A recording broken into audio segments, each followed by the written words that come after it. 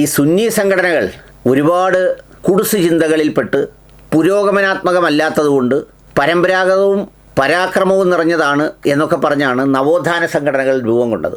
ഈ നവോത്ഥാന സംഘടനകൾ രൂപം കൊള്ളുന്നതിന് മുമ്പ് ഇസ്ലാം വളരെ പ്രാകൃത രൂപത്തിലായിരുന്നുവെന്നും ഇസ്ലാമിനെ വേണ്ട രീതിയിൽ സമൂഹത്തിൽ പരിചയപ്പെടുത്തിയില്ലെന്നും അതുകൊണ്ടാണ് ഞങ്ങൾ വന്ന് വിദ്യാഭ്യാസമുള്ളവരും വിവരമുള്ളവരും അടങ്ങുന്ന ഒരു നിര പല കാര്യങ്ങളും ചെയ്യാനായി ഇറങ്ങി പുറപ്പെടുന്നു എന്നൊരു പ്രതീതിയൊക്കെ ഉണ്ടാക്കി ഇപ്പോൾ സുന്നികളെപ്പോലെ പോലും ഈ സമൂഹത്തിൽ ഈ മനുഷ്യൻ പരസ്പരം ബന്ധപ്പെടുന്നതിനെ വളരെ കടുക് മുറിച്ച രീതിയിൽ കടിച്ച് പറിച്ച് കടിച്ച് മുറിച്ച് അറുത്ത് മുറിച്ച് പിന്നെന്താ പൊതിഞ്ഞ് വെച്ച് പൂഴ്ത്തി വെച്ച് വട്ടം കെട്ടി ഒക്കെ ഒരു പുരോഗമന സംഘടനയായി രൂപപ്പെടുന്ന വളരെ ശരിയായ വളരെ കൃത്യമായ ഇസ്ലാമിക പ്രബോധനത്തിൻ്റെ വക്താക്കളായാണ് നമ്മുടെ വിസ്ഡം ഗ്രൂപ്പുകാരൊക്കെ രംഗത്തുള്ളത്.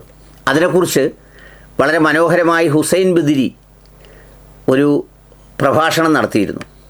അത് വളരെ ശ്രദ്ധയോടെ കേട്ടാലാണ് നമുക്കതിൻ്റെ ഒരു പൊരുൾ മനസ്സിലാവുള്ളൂ. എന്ന് വെച്ചാൽ ഈ പറഞ്ഞതുപോലെ പ്രാകൃത ചിന്താഗതികളുടെ കുടുസ് ചിന്തകളിൽ നിന്നും ഉരുക്കുമുഷ്ടികളിൽ നിന്നും മോചിപ്പിക്കാൻ വേണ്ടി രംഗത്ത് വരികയും അങ്ങനെ വന്ന് ഇപ്പോൾ പാട്ടില്ലാത്ത ജിമ്മും പറുതയിട്ട ജിമ്മും എന്നൊക്കെ പറഞ്ഞ് പുതിയ പുതിയ സംഗതികൾ അങ്ങോട്ട് എടുത്ത് പൊതുസമൂഹത്തിൻ്റെ മുന്നിലേക്ക് ഇട്ടുകൊടുത്ത് ആ പൊതുസമൂഹം അതിനെ സംബന്ധിച്ച് യവന്മാരാര് എന്ന് ചിന്തിക്കുന്ന തരത്തിലേക്ക് ചിന്തിപ്പിക്കുകയും എന്നാൽ ആ ചിന്തിക്കുന്ന പൊതുബോധത്തെ തങ്ങൾ മുട്ടൻ കൊട്ടുപിടി കൊണ്ട് ആഞ്ഞടിച്ച് പൊട്ടിക്കുന്ന രീതിയിൽ കടുക് വറുക്കുന്നത് പോലെ സാമൂഹ്യ മാധ്യമത്തിലൊക്കെ ഇട്ട് പോസ്റ്റിട്ട് അതിന് പ്രതിവിധി കാണുന്നു എന്ന് ആശ്വസിച്ച് കിടന്നുറങ്ങുന്നതല്ലാതെ സമൂഹത്തിൽ അതൊക്കെ ഉണ്ടാക്കുന്ന പ്രത്യാഘാതം വളരെ വളരെ വലുതാണ് എന്നതാണൊരു സത്യം. ഈ പശ്ചാത്തലത്തിലാണ് ഈ ഓരോ പ്രാദേശിക ഗോത്രാചാരങ്ങളും അല്ലെങ്കിൽ പ്രാദേശിക വിഷയങ്ങളുമായൊക്കെ ബന്ധപ്പെട്ട് ഇസ്ലാം നേരത്തെ മുതൽ സ്വീകരിച്ചു പോന്നിരുന്ന ഓരോ രീതിയും ശൈലിയും അതിൻ്റെ മാതൃകകളുമൊക്കെ വളരെ മനോഹരമായി CT അബ്ദുൾ റഹീം എന്ന് പറയുന്നൊരു മനുഷ്യൻ ഒരു കുറിപ്പാക്കി എനിക്ക് അയച്ചു തന്നിരുന്നു. അത് വായിച്ച് അതിൻ്റെ കണ്ടൻറ്റുകൾ എടുത്തു പറഞ്ഞാൽ ഈ പറഞ്ഞതുപോലെ അതിലെന്തെങ്കിലും കുറവ് വന്നു പോകുമോ എന്ന് കരുതി ആ കുറിപ്പ് പൂർണ്ണമായും ഒന്ന് പങ്കുവെക്കണമെന്ന് വിചാരിച്ചു. കാരണം ഇസ്ലാം എപ്പോഴും ഒരു ജനസമൂഹത്തോടും ജനസാമാന്യത്തോടും ഒപ്പം ചേർന്നാണ് പോകുന്നത്. പ്രവാചകൻ ജീവിച്ചിരുന്ന കാലത്തും ബഹുസ്വരതയുണ്ടായിരുന്നു, ആ ബഹുസ്വരതയോടൊപ്പം പ്രവാചകൻ ഉണ്ടായിരുന്നു. എന്നാൽ ഈ പറയുന്ന രാജ്യത്തിൻ്റെ ശത്രുക്കളായോ തങ്ങളെ ആക്രമിക്കാൻ വരുന്നവരുടെ യുദ്ധനീതി പ്രകാരം ആരോടെങ്കിലും ഏറ്റുമുട്ടിയിട്ടുള്ളതല്ലാതെ അവരുടെ മറ്റൊരു കാര്യങ്ങളുമായി ഏറ്റുമുട്ടാൻ പ്രവാചകൻ ഉണ്ടായിരുന്നില്ല. അപ്പോൾ അത്തരത്തിലുള്ള സമന്വയത്തിൻ്റെ ആ വ്യതിരിക്തത നഷ്ടപ്പെടാത്ത സമന്വയത്തിൻ്റെ മനോഹരമായ ഒരു പ്രാദേശിക ബന്ധങ്ങളുടെ ആ ചരിത്രം ഈ കുറിപ്പിലുണ്ടെന്ന് എനിക്ക് വായിച്ചപ്പോൾ തോന്നി. അതുകൊണ്ട് ആ കുറിപ്പ് നിങ്ങൾക്കായൊന്ന് പങ്കുവെക്കുകയാണ്. ശ്രദ്ധാപൂർവം കേൾക്കാം. നിങ്ങൾക്കതിൽ എന്തെങ്കിലും കമൻറ്റുകളായി പറയാനുണ്ടെങ്കിൽ അത് കുറിക്കുകയുമാവാം. നമ്മുടെ നാട്ടിലെ ഉദ്ഘാടന ചടങ്ങുകളിൽ പലപ്പോഴും നിലവിളക്ക് കൊളുത്തുന്നതുമായി ബന്ധപ്പെട്ട വിവാദങ്ങൾ ഉയർന്നു വരാറുണ്ട്. ഇടയ്ക്കിടയ്ക്കുണ്ടാവുന്ന ഇത്തരം വാക്കുതർക്കങ്ങൾ നമ്മുടെ സാമൂഹിക ജീവിതത്തിൻ്റെ സ്വച്ഛതയെ സാരമായി ബാധിച്ചു തുടങ്ങുകയും ചെയ്തിരിക്കുന്നു. ജനാധിപത്യ രാഷ്ട്രത്തിലെ പൗരൻ എന്ന നിലയിൽ വിളക്ക് കൊളുത്താനോ കൊളുത്താതിരിക്കാനോ ഉള്ള സ്വാതന്ത്ര്യം ആർക്കുമുണ്ട്. സവർണ ചിഹ്നങ്ങളെ മലയാളിയുടെ ദേശീയ ചിഹ്നങ്ങളായി അവതരിപ്പിക്കാനും നിർബന്ധിക്കാനുമുള്ള ശ്രമങ്ങളിൽ വെള്ളക്കാരൻ്റെ സമ്പ്രദായങ്ങളെ സാർവലൗകികമായി അടിച്ചേൽപ്പിച്ചതുപോലുള്ള അന്യായം നിലനിൽക്കുന്നുമുണ്ട്. അത് എതിർക്കപ്പെടേണ്ടതു തന്നെയാണ്. എന്നാൽ നിലവിളക്ക് കൊളുത്തുന്നതിനോട് പലരും കാണിച്ചു വരുന്ന വൈമുഖ്യം വ്യക്തി സ്വാതന്ത്ര്യത്തിൻ്റെയോ സവർണ മേധാവിത്വത്തോടുള്ള വിമർശനത്തിൻ്റെയോ ഭാഗമാണെന്ന് ആരും പറഞ്ഞില്ല, ഭാവിച്ചിട്ടുമില്ല. അത് വിശ്വാസത്തിൻ്റെ പ്രശ്നമാണെന്നാണ് ചിലർ പറയുന്നത്. നിലവിളക്ക് കൊളുത്തൽ ഹൈന്ദവ പാരമ്പര്യത്തിൽ നിന്നെടുത്തതാണെന്നും ആയതിനാൽ ഇസ്ലാമിക പാരമ്പര്യത്തിനെതിരാണെന്നുമുള്ള ധാരണയാണ് ഇതിനു പിന്നിൽ. അങ്ങനെ ശക്തമായി വാദിക്കുന്നവരുണ്ട്.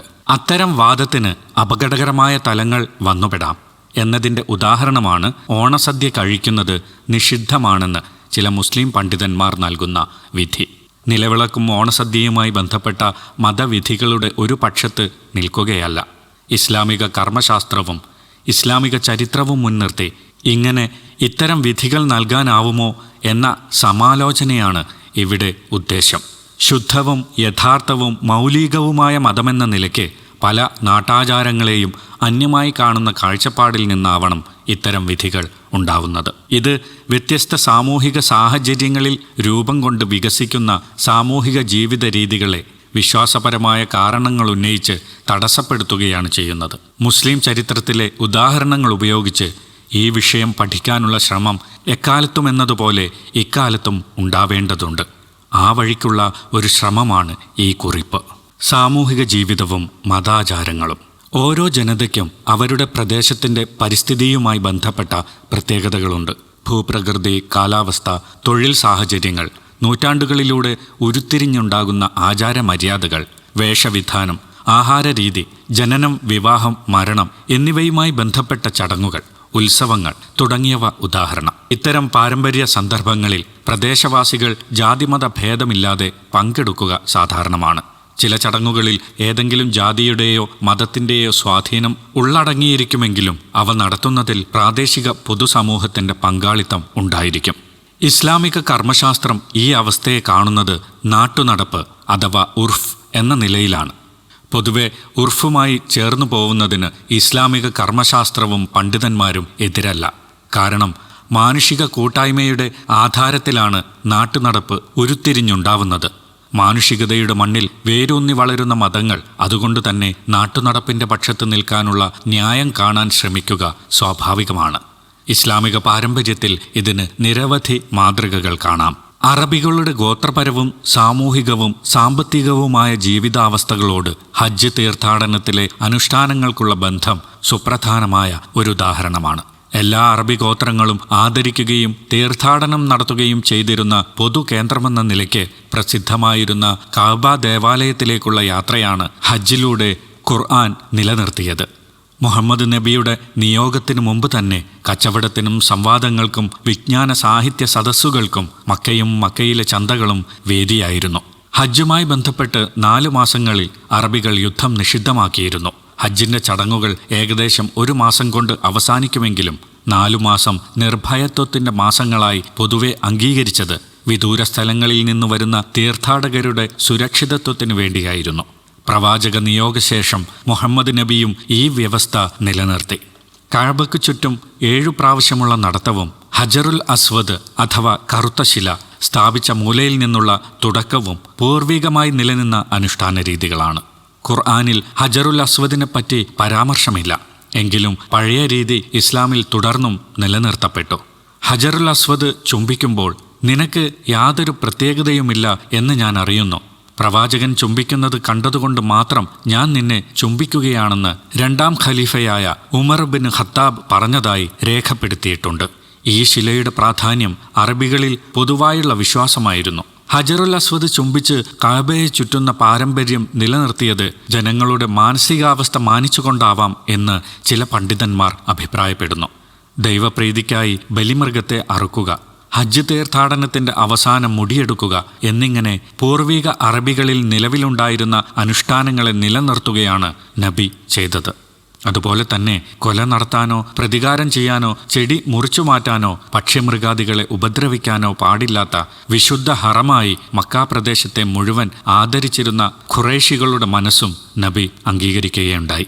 പൂർവികർ പുലർത്തി വന്ന ഇത്തരം ആചാരങ്ങൾ മാനിച്ച വിശുദ്ധ ഖുർആൻ അവയ്ക്ക് ഇസ്ലാമികമായ പുതിയൊരു മാനം നൽകുകയായിരുന്നു. വിശ്വാസത്തിൻ്റെ മൗലിക ഭാവങ്ങൾക്കെതിരായവയെ തള്ളിക്കളയുകയും അല്ലാത്തവയെ നിലനിർത്തുകയും ചെയ്യുന്ന വിവേചന രീതിയാണ് പ്രവാചകൻ സ്വീകരിച്ചത്.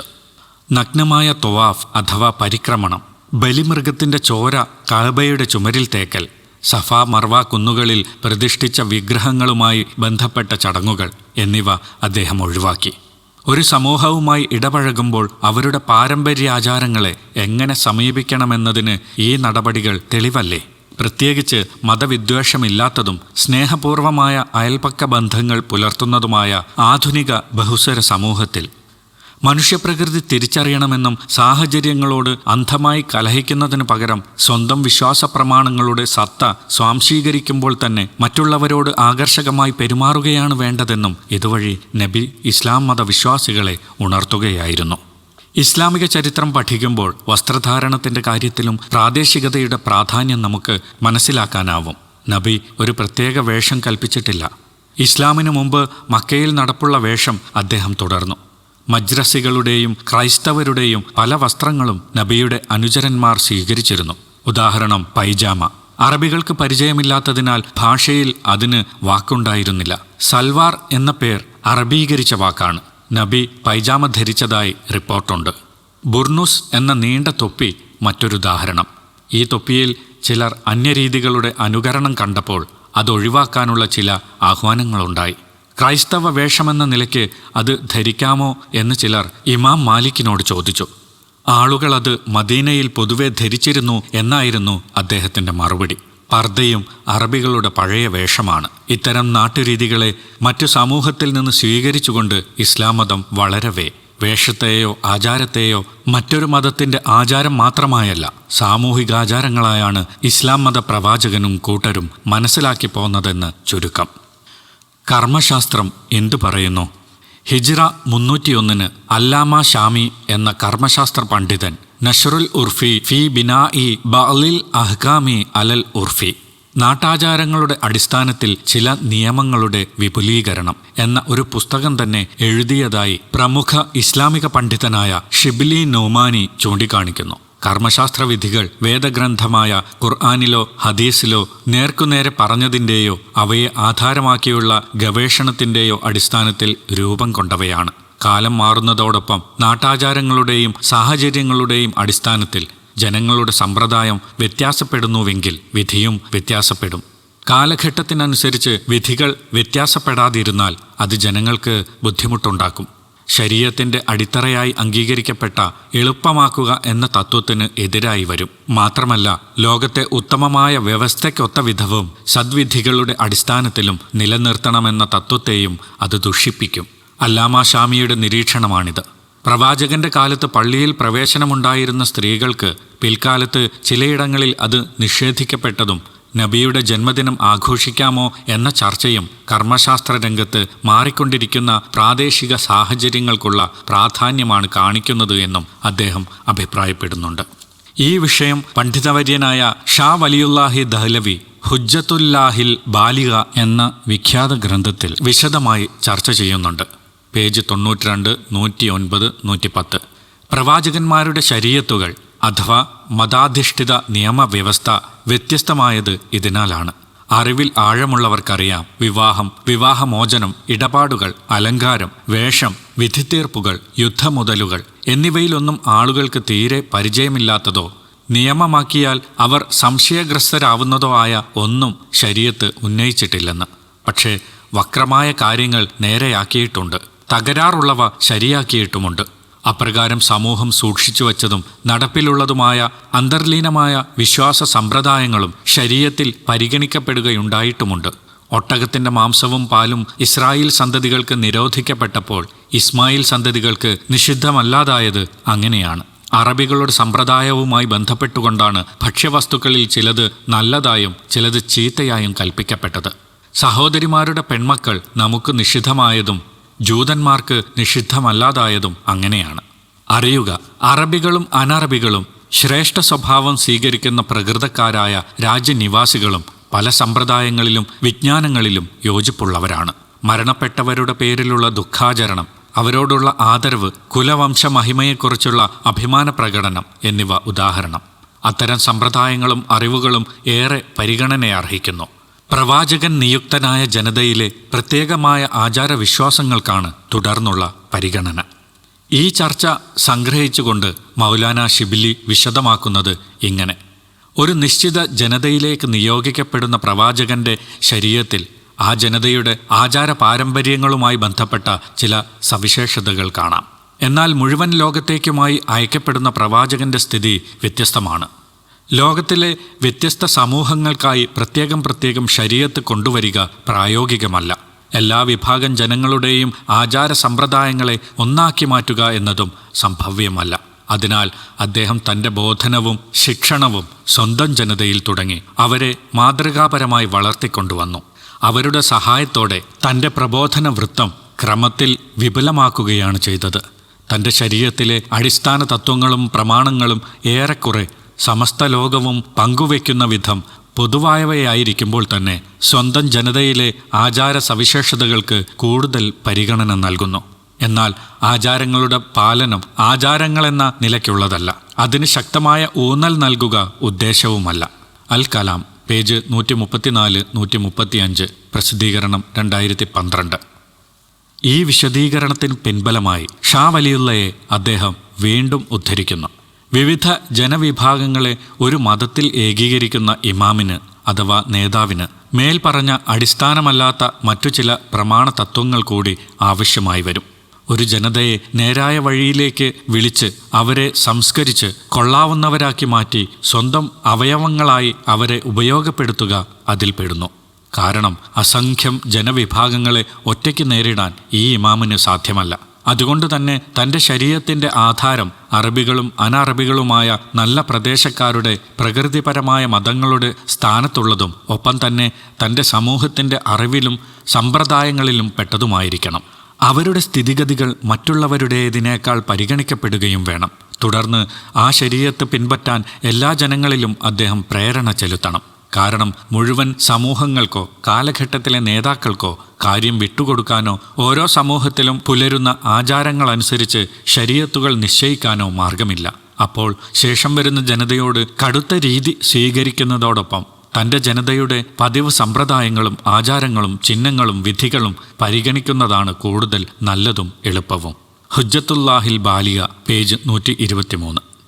തുടർന്ന് മൗലാന ഷിബിലി ഉന്നയിക്കുന്ന ചോദ്യം ഇങ്ങനെ: ഇസ്ലാമിക ശരീഅത്ത് കളവ്, വ്യഭിചാരം, കൊല എന്നിവയ്ക്ക് ചുമത്തിയ ശിക്ഷകളിൽ അറബികളുടെ ആചാര സമ്പ്രദായങ്ങൾ ഏത് അളവിൽ പരിഗണന നൽകിയിട്ടുണ്ട് എന്നും ആ ശിക്ഷകളെന്ന നിലയിലും അവയുടെ പ്രത്യേകതയുടെ പേരിലും പാലിക്കപ്പെടുക എത്രമാത്രം അനിവാര്യമാണെന്നും ഈ അടിസ്ഥാന തത്വങ്ങളിൽ നിന്ന് വ്യക്തമാവുന്നുണ്ട്. അൽ കലാം, പേജ് 126. ഷാ വലിയുള്ളയുടെ വാക്കുകളുടെ ഉദ്ദേശത്തെ ഗ്രന്ഥകാരൻ വളരെ വിശാലമായാണ് കാണുന്നതെന്ന വിമർശനം അടയാളപ്പെടുത്തിക്കൊണ്ട് കളവിനും വ്യഭിചാരത്തിനും കൊലയ്ക്കും ഇസ്ലാമിക ശരീഅത്ത് കൽപ്പിച്ച ശിക്ഷ ഖുർആന്റെ മൂലവാക്യപ്രകാരമുള്ള വിധിയാണെന്ന് കുറിപ്പുകാരൻ വിമർശനബുദ്ധ്യാ ചൂണ്ടിക്കാട്ടുന്നുണ്ട്. നവീകരണത്തിൻ്റെയോ നവോത്ഥാനത്തിൻ്റെയോ പേരിൽ അറിയപ്പെടുന്ന മുസ്ലിം പ്രസ്ഥാനങ്ങൾ ഇസ്ലാമിക കർമ്മശാസ്ത്രം ഉർഫിന് നൽകിയ പ്രാധാന്യം മനസ്സിലാക്കി നിലപാടെടുക്കേണ്ടിയിരിക്കുന്നു. കാലത്തിൻ്റെ ഈടുവെപ്പുകളായ സ്മാരകങ്ങൾ, കലാസാഹിത്യ രൂപങ്ങൾ, ആചാരാഘോഷങ്ങൾ എന്നിവയോട് പലരും വിവേചനരഹിതമായി കലഹിക്കുന്ന അവസ്ഥ ഒഴിവാക്കാൻ അങ്ങനെ സാധ്യമാവും. ഒപ്പം പ്രാദേശികതയോട് വലിയ അകലം പുലർത്താതെ കഴിയുന്ന പാരമ്പര്യവാദികളായി അറിയപ്പെടുന്ന ആളുകൾ മതഗ്രന്ഥങ്ങളിലും ചരിത്ര വിഷയങ്ങളിലും ഗവേഷണം നടത്തി തങ്ങളുടെ നിലപാടിനെ വിശദീകരിക്കാൻ ശ്രമിക്കേണ്ടതുണ്ട്. ഈ രണ്ട് അസാന്നിധ്യങ്ങളുടെയും ഇടയിൽ മതത്തിൻ്റെ നീതിബോധത്തിലും കൂട്ടുജീവിതത്തിലും സമത്വത്തിലും അധിഷ്ഠിതമായിരിക്കേണ്ട കർമ്മശാസ്ത്ര വിധികൾ സന്തതിയിൽ നിന്നു തന്നെ അകന്നുപോകുന്ന അവസ്ഥയുണ്ടോ എന്ന് അന്വേഷിക്കേണ്ട സമയമായിരിക്കുന്നു. നാട്ടാചാരങ്ങളെ സൗന്ദര്യശാസ്ത്രപരമായും രാഷ്ട്രീയമായും മതപരമായും നമുക്ക് അന്വേഷണ വിധേയമാക്കാം. മതപരമായ ചർച്ചയിൽ മതചരിത്രവും കാലികമായ ജീവിതാനുഭവങ്ങളും പ്രാദേശികതയോടുള്ള മതത്തിൻ്റെ കാഴ്ചപ്പാടും വിഷയമാവണമെന്ന് മാത്രം.